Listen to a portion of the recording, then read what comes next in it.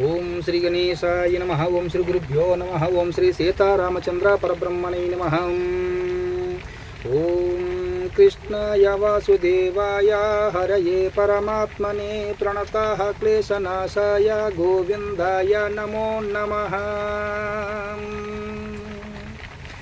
గతం పాపం గతం దుఃఖం గతం దారిద్ర్యమేవ చ ఆగచ సుఖ సంపత్తుం ప్రాణచ్చ తవ దర్శనం.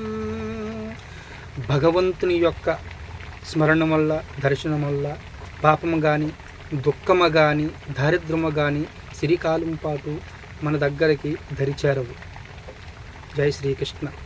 దేహినోస్మిన్ యదా దేహే కౌమారం యవ్వనం జరా తదా దేహాంతర ప్రాప్తి ధీరస్తస్త్ర న ముహ్యతే. జీవునికి గల దేహమయందు బాల్యము, యవ్వనము, ముసలితనము ఎట్లో అలాగే వేరే దేహము కూడా అట్లే.